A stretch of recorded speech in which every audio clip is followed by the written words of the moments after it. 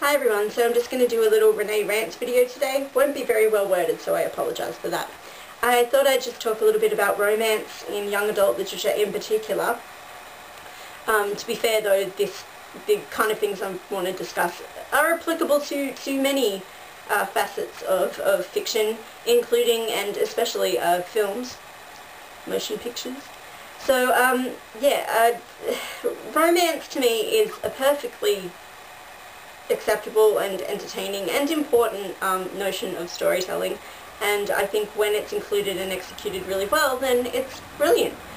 The emphasis on romance in young adult fiction, especially paranormal stuff and fantasy, tends to just piss me off though, because it is usually the central focus and everything else around it is kind of just filler, and you'll get things that I think would be much more substantially entertaining in the subplots and the little other things that tend to whift around this central romance.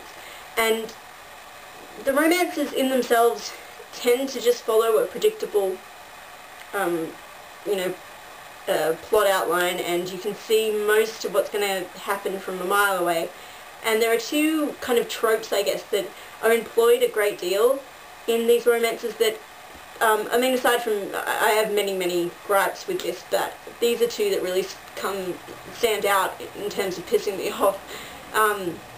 The first one is the notion of fate, and like fated couples that are destined to be together, and it's all written in the stars and stuff. It usually is somehow connected to like this past lifetime notion as well, so often the writers will amp it up by having like the vicious cycle element where they're repeating from like a Groundhog Day thing for their relationship, where they're repeating it again and again.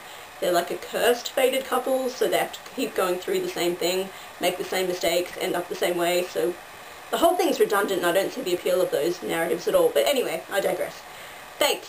I've always been against the notion of fate. I don't find it to be this heartwarming, beautiful notion in the slightest. To me, it just gives you this feeling of claustrophobia and entrapment, and it deprives you of choice and your own free will and all that kind of thing. So where is the positive in that? I don't understand at all.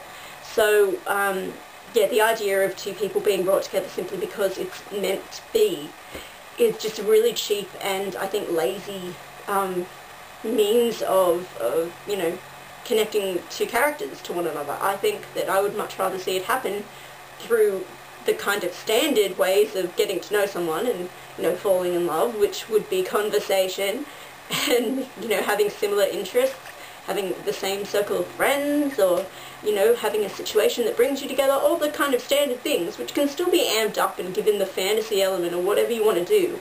But it makes for a much more interesting read to me, because you get to see more interaction and stuff, and something more to build a relationship upon than just this elusive notion of well, they're meant to be together because it's meant to be that way, so their destiny is all laid out and this is the path they're going to follow kind of thing.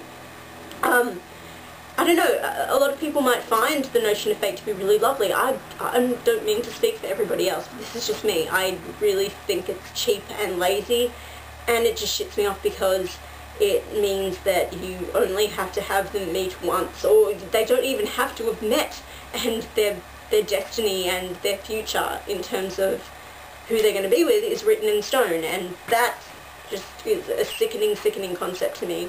So of course you would probably be able to guess how I felt when I read about the imprinting shit that went down in the Twilight Saga, which was all forms of wrong.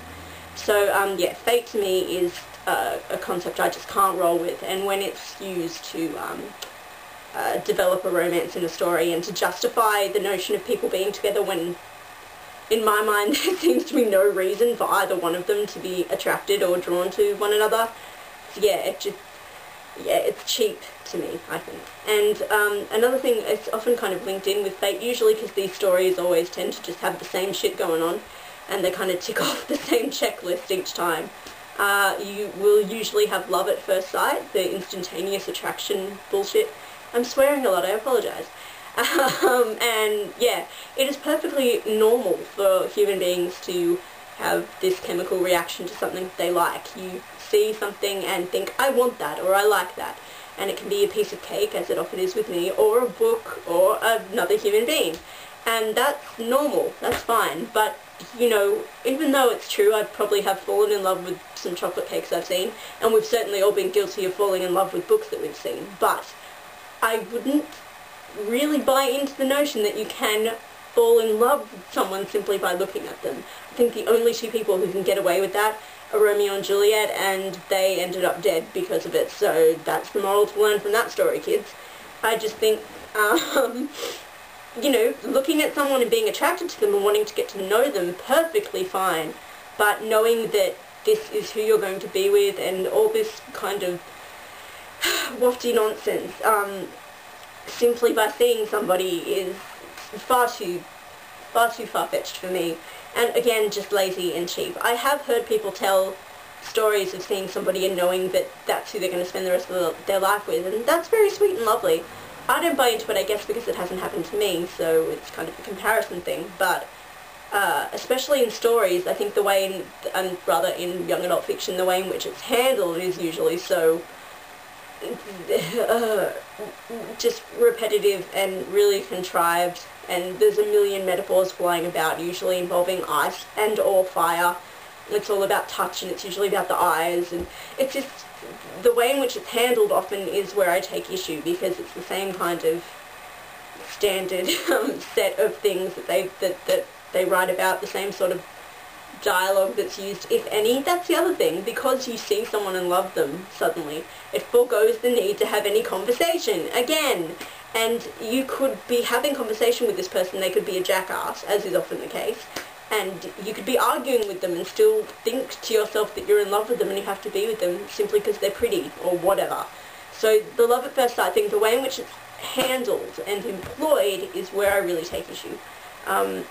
These things, I mean, fate and love at first sight, on their own as individual elements to use in crafting a story, they're fine. I don't mind them necessarily, but it's just how prevalent the use of them has become in these novels. It's overpowering and it's too much, and it dampens the enjoyment of a book, even if I'm really liking something. For example, I'm reading The Daughter of Smoke and Bone right now, and I'm really enjoying it, and I still am, but the romance element is really starting to kick in, and even though Lani Taylor is a very good writer and I'm liking what she's doing, there's still that little tinge of the predictability going on that's slightly dampening my enjoyment a bit, and it just got me thinking that I had to have a bit of a rant. I'm not wording anything very well, I apologise, so I'll try and put some links in the doobly-doo in my pants to articles and whatnot that construct this argument a bit better than me. But let me know what you think in the comments, and that's all for now. Bye bye.